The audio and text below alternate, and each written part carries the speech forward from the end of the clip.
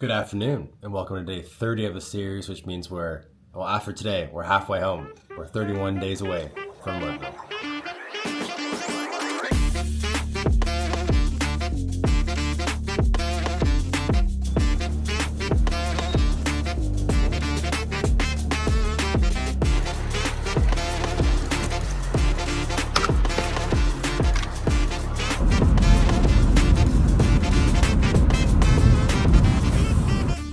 Okay, you'll notice today's a bit different. I just went through a strength session, went through an elliptical session first. So I did 50 minutes on the elliptical. I think it was like a 110 average heart rate or so.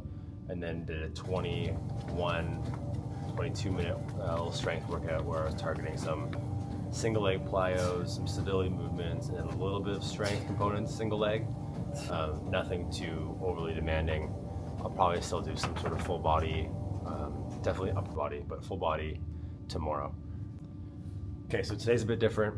I want to talk more about training today opposed to kind of going through my day because it was quite front loaded with work.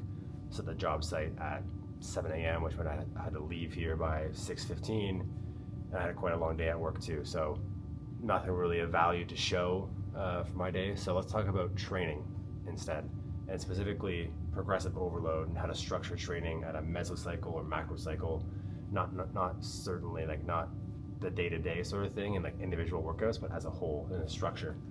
So you can change training based on frequency, intensity, and duration.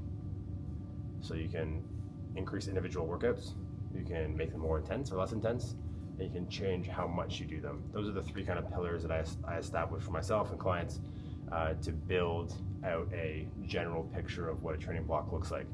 So how I do it for myself when I'm going into something new. So HYROX is pretty known to me. Longer distance stuff is not. So I take a very cautious approach to progressive overload.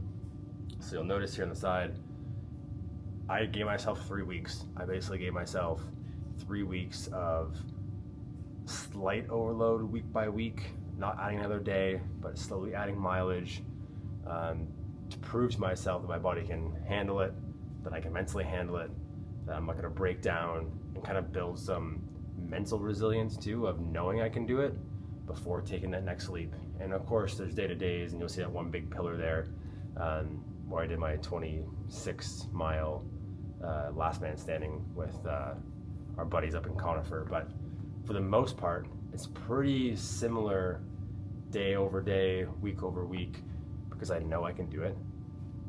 And that allows you, once you have that base, to then take big swings. So this weekend will be a big swing where I kind of go over mileage, not necessarily intensity or frequency, but still work out Saturday, Sunday, and do over mileage, and be confident that if I establish enough of a base in my repetitions and my consistency week over week to allow myself some confidence to do that, instead of just like randomly hopping into a 20-mile run when I haven't ran more than 10 or 12 miles for HYROX all year.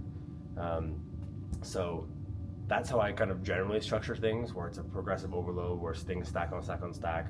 My view in training overall is just consistency wins. If you can keep stacking days while being healthy, being available, that availability comes with physical but also mental, you can kind of get some big wins. And it doesn't always mean you're going to keep stacking. You'll have plateaus, you'll have slightly down peaks, and I've experienced that in HYROX before, where you make a big surge and you drop your time, then you plateau for a little bit, then you go up a little bit, and you go back down. So it's not linear by any means, but I think over time consistency wins. Generally volume wins, but I think that volume needs to be earned by some, especially if you're diving into a new sort of territory where you're not familiar with, or in my case I haven't been familiar with for like 2+ years.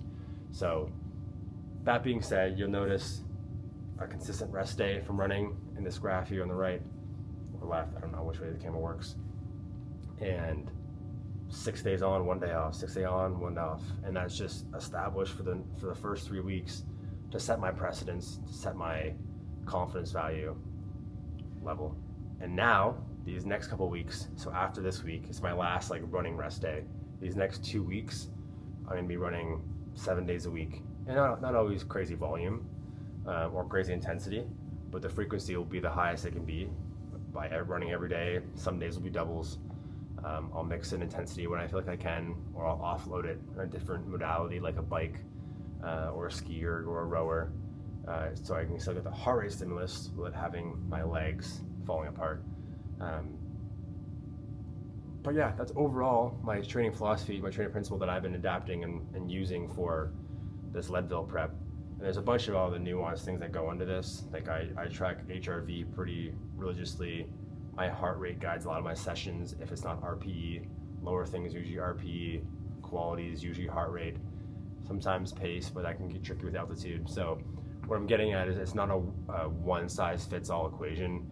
Sometimes you need to work with yourself, work with your clients, work with a bunch of different people that are involved towards this goal to figure out what works for you. And I've found that over the course of time, I need to reassure myself that I can take big swings based on evidence that's backing up my swing that's going to happen, which is partially why I'm doing this video series, right? Like the very first video I said, I want to establish some sort of routine, some evidence that I can draw back on for my Leadville race experience. I have 60 days of video logged evidence that I've done the work, that I've completed the work, and that I'm ready. So today was a bit different.